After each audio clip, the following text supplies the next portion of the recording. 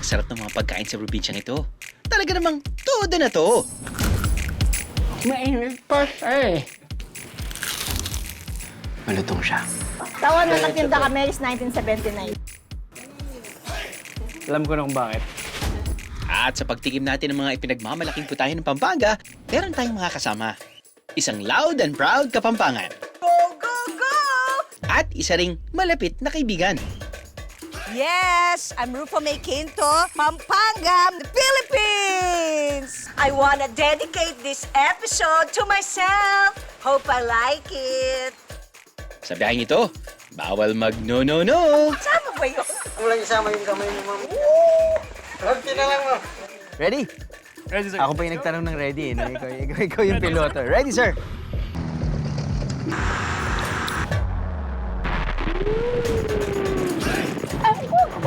Kasi yung mga braso yan ng series, kailangan kapit.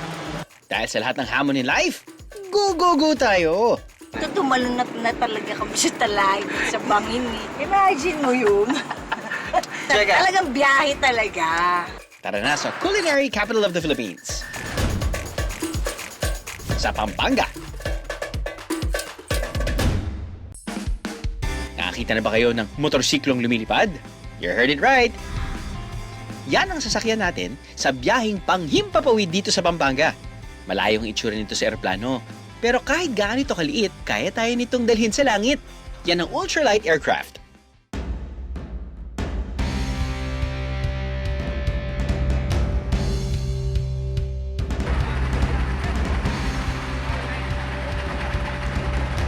Sabi sa akin ni Charles, yung pilot natin, na first time daw niya fly to ultralight. That's true. Totoo po. So, we're in good hands. Yes. Pagkatapos ituro ni Charles kung paano gumagana ang controls, ang kailangan na lang natin gawin, huminga ng malalim. Ready? Ready, sir. Ako pa yung Let's go. nagtanong ng ready. No? Ikaw yung Ready, piloto. Ready, sir?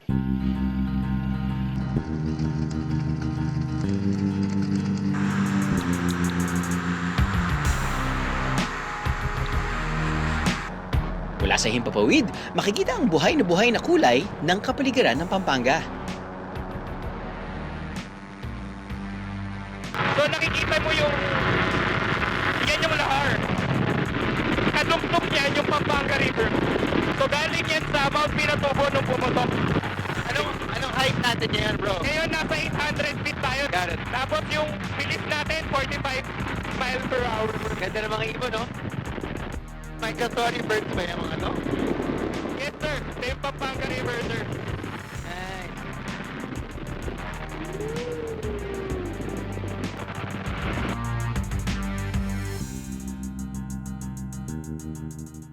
Nag-enjoy kayo, sir? Galing, brother. Thank you.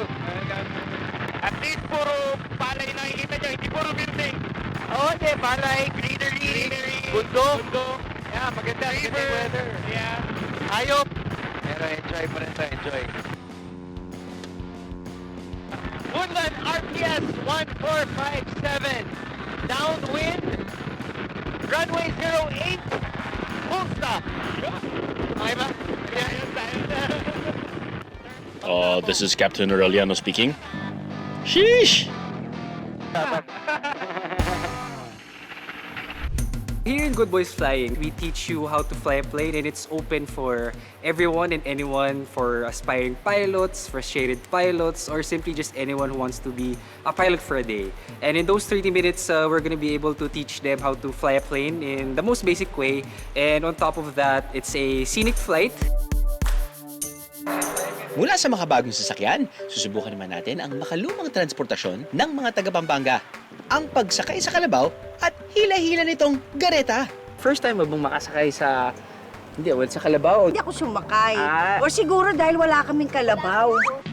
Ang twist, ang dadaanan natin, hindi palayan, kundi baku-bakong daan. Kapit lang. Ubigit. Kaya ko. Mapanatili kaya ni Rufa May ang pagiging demure, mindful at cutesy sa buong Kalabaw ride? Go, go, go, guys! Ayoko na nga magpayo. Lang. Yay, mabuhay ang Carabao! Bow.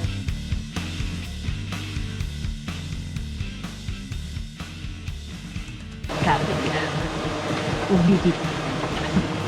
Ang inyong mga braso de Mercedes, kailangan kapit. Ayos ka, Gabi? Kaya ko to. Go, go, go! Biyahe lang ng biyahe.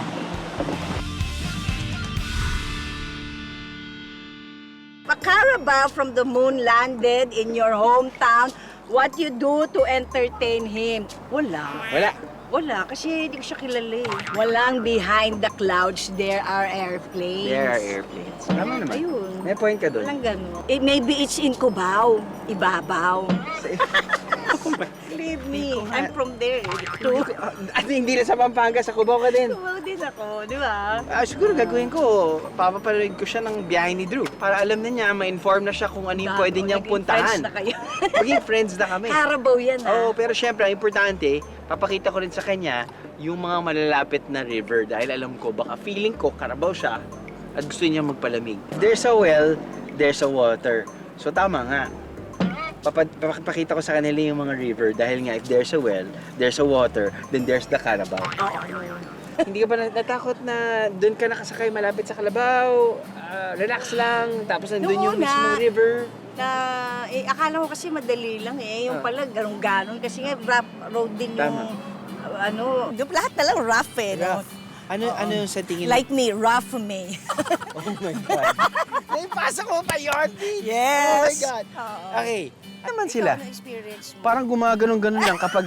Kaya Diba? gano'n naman ako Oo. nag-tigas, tigas-tigas. Kasi siya- Pero kasi tingin mo, yun na yun, hindi nabibilis. I think yung Carabao rides kasi, talagang ano yan eh, parang diesel. Diesel yung kumbaga nasanay na mabagal, tapos nun pang matagalan.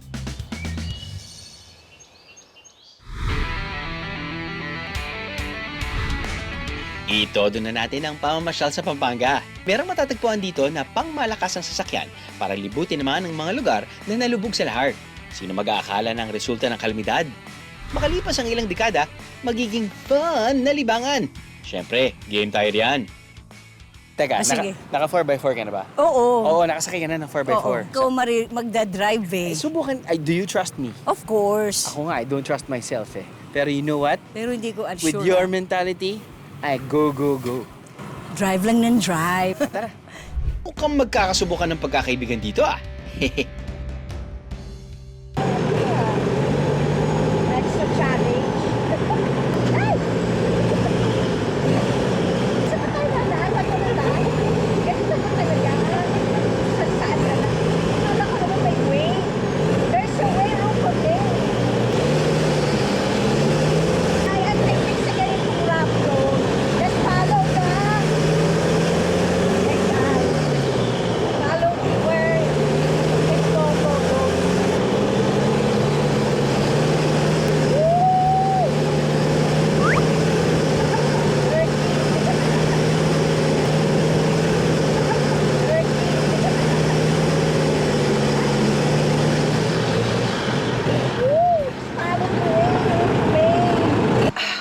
Ay, grabe.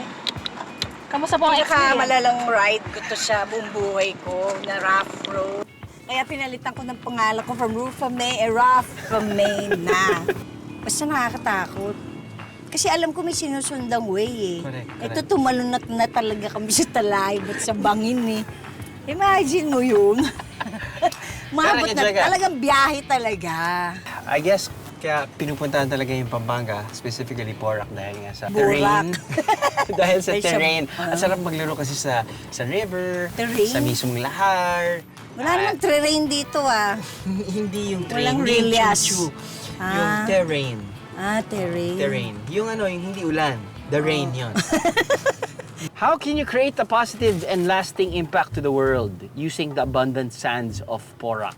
Katulad na ginagawa natin ngayon, I guess yung lahar ay naging perwisyo, pero after how many years, yung perwisyo na yun ay ginawang playground. Pero alam ko doon sa may-amay hanggang dito yung lahat. Alam mo, may mga kamag-anak ako na yung bahay talaga nila na Porac. Pero hindi sa Porac, doon sa may... Ano yung malapit sa Lubao, papunta Lubao. Cubao? Sa ibabaw? Oo. Talaga umibabaw talaga yung wala nang nakita sa bahay nila. But anyways, lahat nakabawi naman. Connected yan sa sinasabi mo. Ang nagsasama ng matapat sa patilim kumakapit. Oo. Diba? Yes is oo. It's a positivity, is the impact to ang bulkan. Kasi ayot at lumabog. Kaya malaking impact. Like, pak! Ganon. Diba? Oh. At ito, keep off the grass. Because it's slippery when wet. Diba? Keep off the grass. Green grass. Hindi ko alam. Baka nahilo yata ako sa nangyari sa akin. Parang I forgot everything. Pero hindi lang ito basta ginawang playground ng mga taga Pampanga. Kaya nabuo ang Ablasning Balas Festival para ipagdiwang biyaya ng buhangin na mula sa mga nagdaang pagsabog ng Mount Pinatubo. Isa sa mga patimpalak na parte ng festival ang mga astiging sasakyan na ito. May isip niyo bang remote-controlled trucks ang mga ito? Ang mga napaka-cute na remote-controlled rock rollers na ito nagpaangasan sa exhibition. Kahit maliliit, malulupit. Habang sa 4x4 Off-Road Extreme Category Challenge, smooth ang pagkapanalo ni Jeffrey. Mahirap po sana. May konting kaba. Challenge po yung 4x4. Iba yung paglalaro ng 4x4. Enjoy sana sa 4x4. Itodo na natin ang 10/10 na food trip pero hindi nakaka-zero ng bulsa. Pansit palabok na buong araw itinitinda pero laging mainit dahil talaga namang binabalik-balikan ito ng mga parokyano. Kaya dead ma sila kahit kumain ng nakatayo. Meron pang okoy na hindi gawa sa hipon o kalabasa, kundi sa papaya. Papasa naman kaya sa ating panlasa. Nandito tayo ngayon sa palengke ng San Nicolas, which is the oldest public market dito sa Angeles City. Anong gagawin natin dito? Magpapalengke food crawl tayo. Simulan na natin ang crawl. Marami mang umuusbong ng mga bagong kainan sa Pampanga, binabalik-balikat pa rin ang mga tindahan tumatak at kinalakhan. Una sa ating palengke food crawl itinerary, ang Almas Palabok. Nay, Yes. 3:45 p.m. na. Yes. Anong oras kayo nagsimula? Anong taon na lang? Taon. Gano'n na lang kasi alam ko yung Okay. oras parang Taon na diretso nagtinda to. kami is 1979. 1979. Yes. Nagbubukas kami 4 a.m. 4 a.m. Yes. So from 4 a.m. to 6:30, so that's 14 hours, dire-diretso yan pagsiserve. Oo, kasi medyo nagluluto pa. And then mga 6 or 5:30, may customer na. Nagpapahinga ba kayo? May Saturday, Sunday naman po ba kayo? Wala. Yan. Gusto ko lang malaman, ilang taon na ho kayo bumibili kay Nanay Alma? 7 years. 7 years na po. Bakit ho kayo bumabalik? Masarap na pala. Masarap yung palabok. Kahit wala nang maupuan, ang mga suki ni Nanay Alma, willing to wait at kumain ng nakatayo. Pero kahit na hindi na magkamayaw sa dami ng customers, sinisiguro pa rin nilang mainit ang bawat order. Generous serving sa halagang 60 pesos.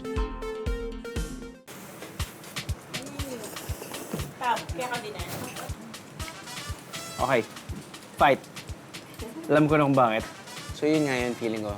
I mean, iba yung mainit talaga yung pagka-serve. Kung mainit talaga yung pagkain, parang fresh na fresh talaga. Grabe.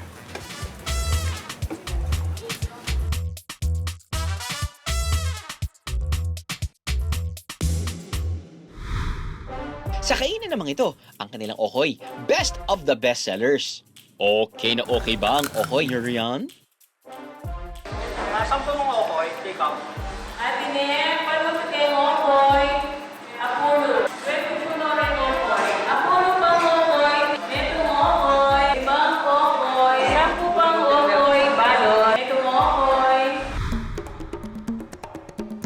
Kahit halos matakpan na ng ibang tindahan ang pwesto ng Otis, litaw na litaw pa rin ito sa kanilang mga suki. Kailan niyo po naisipang gawin ng okoy na gawa sa papaya? Matagal na po. Tagal na po. Bakit po naisipin papaya? Kasi yung papaya mas masarap kaysa naiiba siya sa mga ibang okoy. Buwan po natin na yan. Salamat. Ayun, magustuhan mo saan? Ay, feeling ko. Baka mapakanta nga ako mamaya sa sobrang sarap eh. So, yung normal okoy na kinakain natin, diba usually gawa sa toge, gawa sa carrots. Pero ito si Nanay, yung green papaya. And I think what happens with the texture is that It's still crunchy. Crunchy pa rin siya. Pero, mas malaman.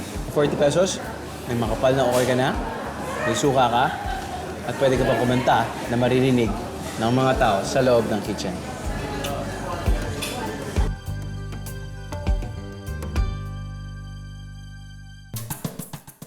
Dito naman tayo sa classic, iconic dish ng mga Kapampangan na sisig. Pangontra raw sa pagduduwal ng mga buntis. Sinasabi nila yan sa mga buntis sapagkat kapag buntis ka, iba yung lasa mo, gusto mo palaging tumuduwal. So, nasabi nilang, sisigan mo ito. Hindi gusto sabihin kakain mo ay sisig. Gusto sabihin, sisigan mo ito to eat something na yung prutas na maasim. At masasabi raw na malapit na bersyon nito, ang sisig matwa. Yung Tatak Kapampangan, yung sisig matuwa. Kasi yun doon nag-start at yun ay napakasimple. At lahat na ng sinasabi ng sisig noong unang panahon, nandoon lahat eh. Ang tinaguriang guardian of the Kapampangan Kitchen. Siya mismo ang magpapatikim sa atin yan. Nice to see you. It's been a while. Ano naman po yung ating i-prepare? Sisig matuwa. Sisig matwa. Ano pa ba ibig sabihin ng matwa? Parang antigo, matanda. Antigo. Parang kasing tanda. Hindi ko kayo tumatanda. Hindi ko kayo tumatanda. So yun po yung Kapampangan, matuwa. Matuwa Medyo is antigo. Oo, antigo. Yung pinakaunang sisig, nag-start ito noong 1732. Wow! So, alam mo, pagdating talaga sa food history, no? Talagang alam na alam niyo po, no? Nag-start yan, prutas. Prutas. Oo. Hindi po baboy. Hindi pa, yung start niya. Kasi akala ng mga Espanyol, ang mga Pilipino, mga Kapampangan, hindi nagkakain ng salad.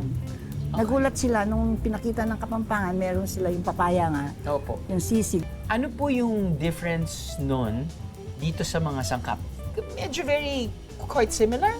Medyo, kaya Alam ko lang- walang mayonnaise. Hindi na original wala, yan. Tsaka walang iklog. Walang itlog. Hindi, ang kakaiba lang yan, ang sisig matwa may parang sabaw. May sabaw. Kasi because of the vinegar. So hindi po siya parang served on a hot plate. Yung moderno ngayon, parang parang niinit mo pa. Pero ito, kahit na ilang araw mong huwag kakainin kasi wala pang kuryente noon, Opo. pwede siya. Simple lang ang paghahanda nito. Literal na paghahalu-haluin lang ang mga sangkap. At hindi rin ito inihahanda ng mainit. Very salad ang atake!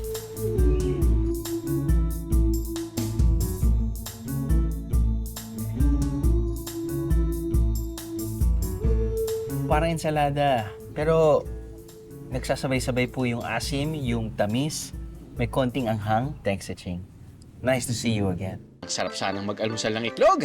Uy, ayos. May pang breakfast na tayo. Pero bakit may pa-challenge dito? Exercise muna tayo. So ang mechanics niyan dapat bawal mabasag yung eggs. Dapat pala, hindi na ako nag-training kanina umaga, no?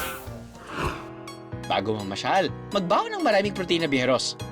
Sa farm resort kasing ito, meron daw bigating itlog na mula sa mga alaga nilang ostrich. Yung inaasahan yung itlog ay for consumption or yung pang-breed ulit? Pang-breed ulit. Pang-breed, Yes, okay. Para dumami lang. Lahat yun, i-incubate namin yun. So, swertihan lang kung maka 5 piraso ka na per till. Ang mga ostrich egg na ibibenta nila ng 4,000 to 5,000 pesos kada isa. So itong ostrich na to ay talagang pang mga turista lang talaga. Oo, viewing spot lang na one of the sa area niya. Okay. Pang-agaw pansin. So usually po yung mga turista Oo. ano po ito? Ano bang klaseng Ipil-ipil. Ipil-ipil. Yeah, ipil-ipil. Okay. Favorite nila yan. Ayan, Ito. ganyan. Kaya ganyan nilang napapaamo yan. Yan. Tapos hinihimas-himas nila yung mga turista, nagpapa-picture. Aha.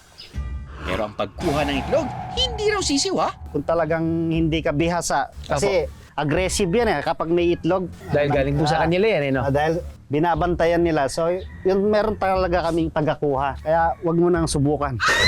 Okay. Sa kanya, sanay na sila. Hindi na Pero kung ibang tao yung pupulot niyan, siguro tutukain. Ayan. Siya po ba yung tatay? Ang mga ostrich kasi ang fastest running bird on land in the world. Kung sa marathon, kaya kong takbuhin ng 1 kilometro ng 6 na minuto. Ang ostrich, kayang kunin sa loob lang ng 51 seconds.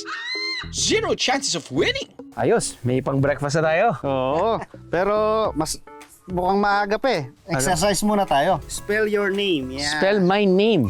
Ang challenge, workout set base sa mga letra ng pangalan.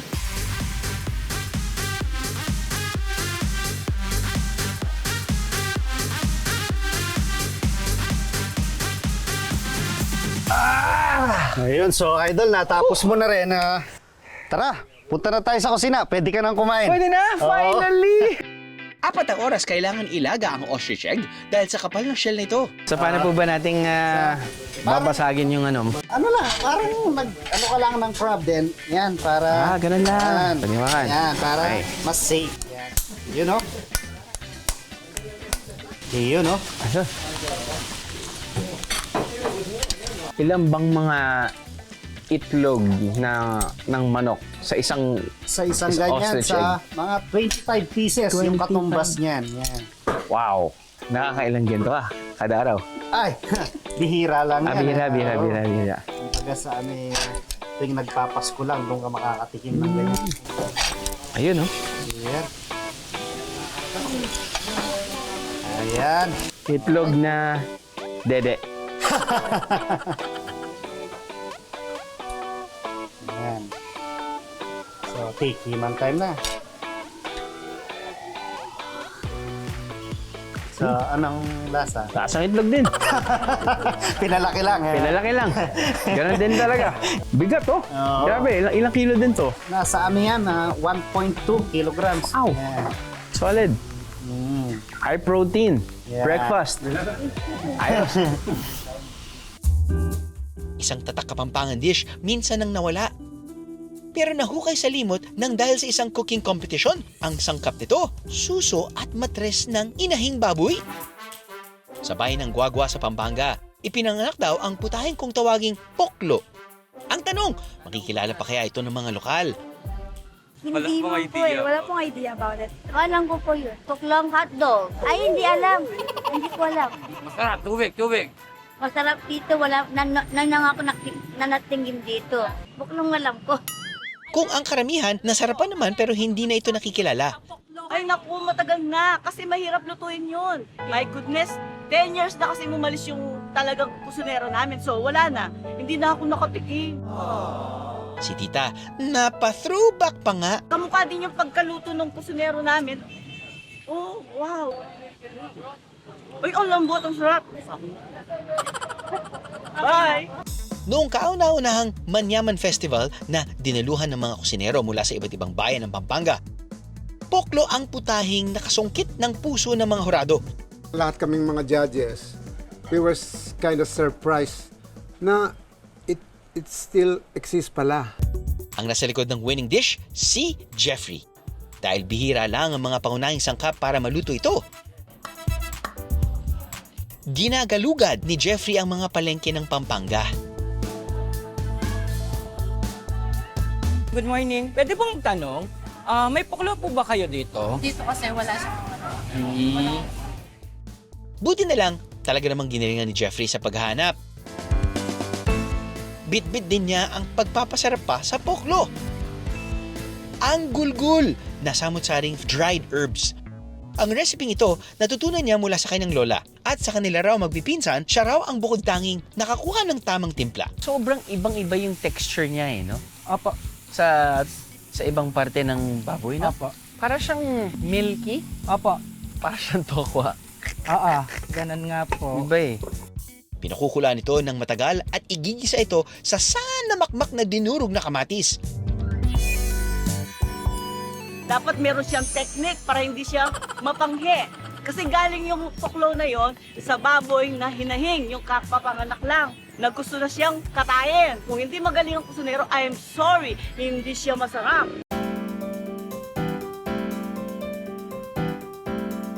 Yung luto, parang kumakain na ako ng apritada. Yun yung nalalasahan ko. Sa totoo lang, kahit anong lagay mo na laman dito dahil ang sarap ng pagkaluto ni Kuya. Dahil ang daming kamatis, tapos ang sarap ng aftertaste niya, ang sarap ng luto na to.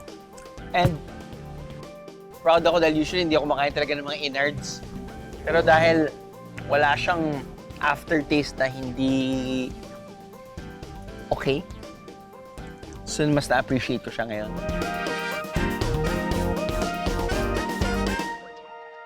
Ang komedyanteng si Rufa May Quinto o Peachy sa mga kaibigan niya, dito ay pinanganak sa Pampanga. At kung may isang bagay man kilala ang ating mga kabalen, ito ay sa husay nila sa pagluluto. Nengan tamo, in pamangan kening, Pampanga manyaman! Ang aming lulutuin, ang Kapampangan shrimp dish na lagat paro. Pero ang kaibahan nito sa kilalang lagat paro ng mga Kapampangan na nilalagyan ng sandamakmak na kamyas, ang bersyon ng mga Aita sinasangkapan ng pingol, isang uri ng halaman na nakukuha pa sa mga bundok sa Pampanga. Karaniwan itong ginagamit na pampaasin ng iba pang lutong Kapampangan. Uy, sarap! Sarap ha? Ano to? Asin lang oh. Wala naman tong... Ang gagawin natin, subukan natin i-recreate. I-recreate natin yung niluto nila at tinikman natin. Makopya kaya namin ang tamang luto nito? Dahil wala naman silang mga kagamitang panluto nung araw, isinasangkot siya pang lagat paro, iniluluto lang sa bulo. Binulo ang tradisyonal na paraan ng pagluluto sa kawayan. So, isa lang na natin, Beach. Tapos nun, tikman na natin pagkatapos maluto.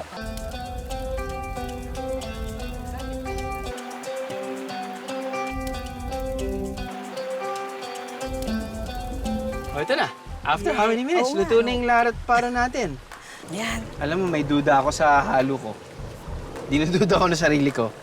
Naglagay ako ng pampaasin. Kasi ang pero patis, konti lang. pwede namang magsawsawan tayo. Oo So nga. ngayon, ito, dinamihan ko yung gulay tsaka tomato kasi yun naman ang rekado nun eh. Di ba kahit sa sinigang? Talagang authentic. Onion, oo. Authentic chef ka talaga, Beach. Hindi Diba, naman. wala akong nakukuha ko. Teka, parang may mali. Wow! Lasang tubig. Ay, talaga? Kulang yung ano ko, timpla ko, Peach. Kulang yung timpla ko. Oo. Hindi, baka kasi wala rin yung mga pampaasyo. Ako na nga rin, ganun na. Tirahin mo yan, Peach. Hindi, ayoko sana kasi, ay, Ano? Pwede nga patingin pero nga sa'yo. masarap-sarap. Ay, Ba, lasang ano din ah. Lasang tubig lang din ah. Ganto ko. hindi maganda yan. Pero O, in pati fairness, mo na yung sayo. in fairness, ayan, Ito ayan. na Tama, nga lang. tama. Ayan. Oh, ayan. Titigman ko nga mabuti. Oh, tingnan mo nga. Parang magkalasa lang kami. Oo. Pares walang lasa. Parang walang lasa yung niluto natin. Baka kulang tayo sa lagay ng leaf. Feeling ko kulang tayo sa lahat. Dapat ginawa nating leaves. Hindi lang leaf. Ano nga leaves? Leaves dapat. Madilim ang lutuin, mahirap namang hulihin ang tamang lasa. I think wala tayong winner ngayong araw. Hawakan ng batok at i-monitor ang BP dahil ang ating titikman, deadly. Ay, gagayahin natin yung nakikita natin sa social media. Yung tinatawag nilang ASMR in true ASMR fashion. Kailangan muna na tayong, eto, mag-whisper. Narinig niyo ba yung boses ko? Good. Number 2, meron ako dapat hawak na spoon or any utensil para ito, papahid dun sa mismong pagkain. Ito yung mga specialty ng onions, chicken bagnet. Ito ang ulo ng baboy.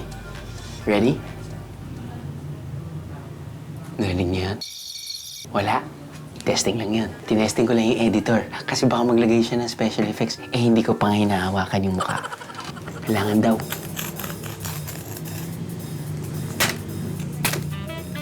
Sa manok naman. Dali na nga.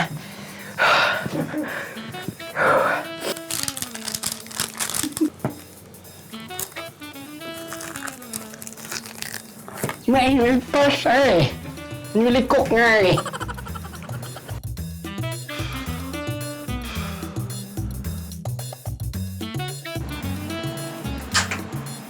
Hindi niyo pa naririnig at nakikita yan sa mga ASMR. Nahalikan nila muna yung ganyan? Hindi. Kailangan mo respetuhin muna.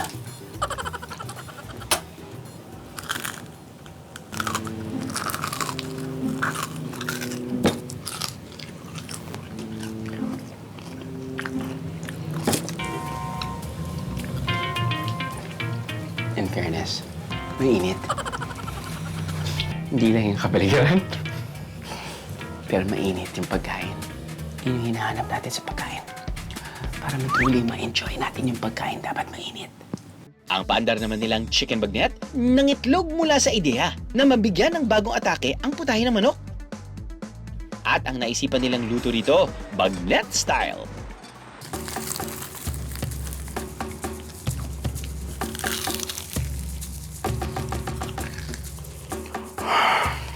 Malutong siya.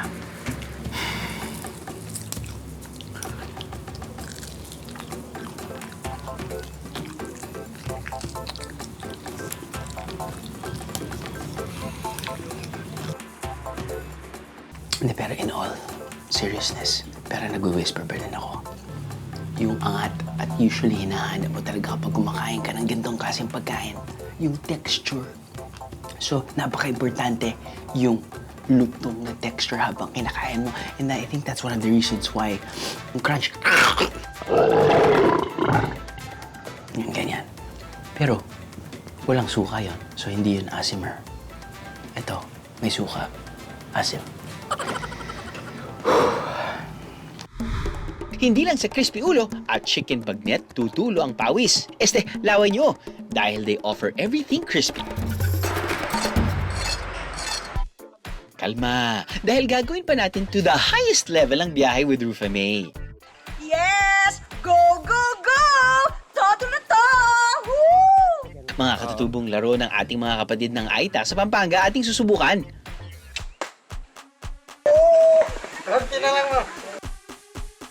Teka. Gusto ko pang mabuhay din si tatay. Oo nga, tatay, umatras ka kaya? Dahil sa simpleng buhay sa kabundukan, ang tanging libangan lang noon ng mga katutubong Aita, mga laruang sila mismo ang gumagawa gamit lamang ang mga kagamitan mula sa kapaligiran. Dito tayo ngayon sa Porac, Pampanga para simulan ng Jungle Games. Porac, you rock. Porac, you rock! Oo. Teka, yung At mga- huwag niyong yurakan dahil ako'y lumaki dito. Gusto ko malaman, tiga Pampanga ka pero marunong ka ba maghagis ng trumpo o Marunong na ako. Bow and Ay, arrow. hindi kasi siguro nung bata ako pero medyo panglalaking laro din kasi. panglalaki. Siyempre kami patintero, luto-lutuan, ganyan. Gusto mo ba subukan natin? Oo, luto-lutuan tayo. Ay, meron pala eh. Yun, nakita Yan mo. na-miss ko yan eh. Oh. Bieros, pamilyar ba kayo rito? Ito ang kanilang bersyon ng turumpo, ang bugayong. Ikaw. Ang aming go-go-go, paunahang mapaikot ang bugayong. Sounds easy, right? Ito nga pala si Kuya Reggie. Siya yung tuturo sa ating para laruin yung bugayong, no? Tama po ba? Bugayong po, sir. O, paano po gawin to, Kuya Bali, Reggie? ganito po, sir. Tatan lang po ganun, sir. Got ya. Turn around. Turn around. Dudurot tamo. Dudurot tayo po, ma'am. Ano. Dudurot. Dudurot, iikot. Ikot! Ikot po yun, sir. Yung dudurot. Hindi dudurot. Parang durut tayo. Talaga may lesson. Sampulan mo nga muna kami, Reggie. Peach, pakitaan nga natin ito si Reggie. Woo! Ganda na ikot ko pag gano'n. Okay. Parang pahiga. Alam mo, hindi maganda yung tali namin. Sa tingin ko. Try lang ng try for the go-go-gold. Wow, pwede yan, ha? Basta practice. Wala talaga.